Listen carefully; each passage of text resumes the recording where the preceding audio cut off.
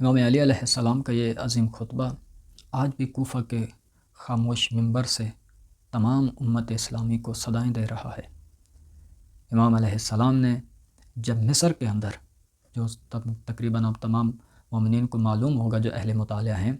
کہ جب مصر کے اوپر حملہ ہوا امام علیہ السلام کی حکومت میں، امام علی علیہ السلام کے دور میں،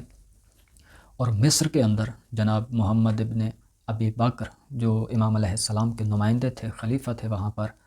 وہاں پر سربراہ تھے مصر کے، جب ان کے اوپر حملہ ہوا تو انہوں نے امام علیہ السلام کو خط لکھا اور اس کے اندر صریخ،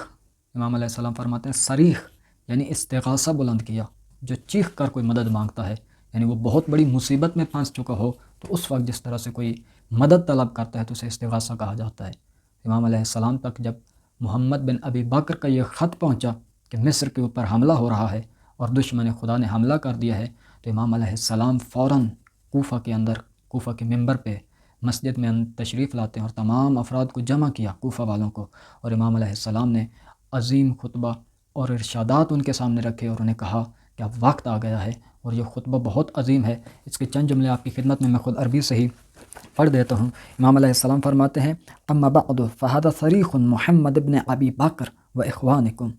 اے لوگو یہ استغاثہ ہے، یہ درد بھری صدا ہے، کس کی؟ آپ کے بھائیوں کی اور محمد بن ابی بکر کی، من اہل مصر، مصر سے آئی ہے یہ صدا، وقد سار الیہم ابن نابغۃ عدو اللہ و عدوکم، ان کی طرف خدا کا دشمن اور آپ کا دشمن ابن نابغہ عمر عاص نے ان کی طرف حملہ کرنا شروع کر دیا ہے، ان کے اوپر چڑھائی شروع کر دی ہے۔ فلا یکونن اہل الضلال الی باطلہم والرکون الی سبیل الطاغوت اشدا اجتماعا علی باطلہم وضلالتہم منکم علی حقکم فکأنکم بہم قد بدعوکم واخوانکم بالغدو فعجلوا الیہم بالمواساة والنصر، کہا خبردار ایسا نہ ہو کہ وہ ضلالت اور گمراہی کے اوپر جو افراد ہیں، وہ جو بھٹکے ہوئے لوگ ہیں، ان کے مقابل میں تم جو حق کے اوپر ہو اور حق کے علمبردار ہو اور حق کے ماننے والے ہو، تمہارا اتحاد کبھی بھی ان گمراہوں کے اتحاد سے کم نہ ہو،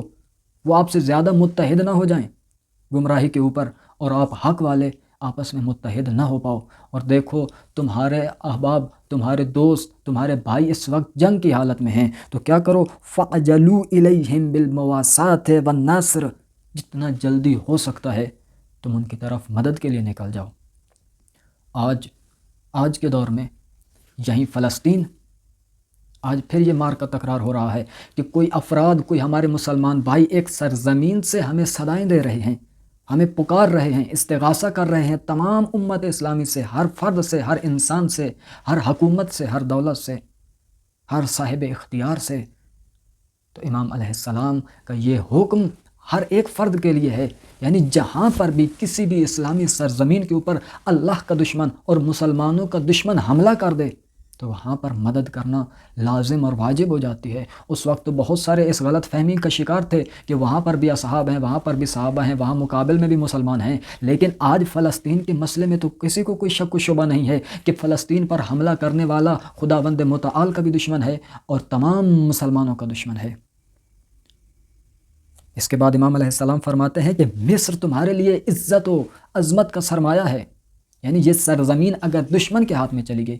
اگر دشمن کے پاس چلی گئی، فرمایا اِنَّ مصر اعظم من الشام خیرا وخیر اہلا فلا تغلبون علی مصر فإن بقاء مصر فی ایدیکم عز لکم، مصر کا تمہارے پاس رہنا تمہاری عزت ہے۔ آج مصر کے مقابل میں، آج مصر کی جگہ ہمارے دور میں، آج ہمارے زمانے کے اندر وہی فلسطین تکرار کر رہا ہے وہ کردار کہ اس کے اوپر جب دشمن کا حملہ ہو رہا ہے، اس کے اوپر جب دشمن خدا چڑھائی کر رہا ہے تو مسلمانوں کی ننگ و آر ہے کہ وہ اپنی سرزمین کو، اپنے بھائیوں کا خون خاموشی کے ساتھ بہنے دیں، اس اسلامی سرزمین سے دستبردار ہو جائیں۔ اس کو بچانا آج اسلام کی عزت ہے، اس کو محفوظ کرنا آج مسلمانوں کی عزت ہے، اس کو بچا لینا آج مسلمانوں کو سرخرو کرنے کے برابر ہے۔ لیکن پھر کیا ہوا؟ امام علیہ السلام نے یہ خطبہ جب دیا اور انہیں کہا کہ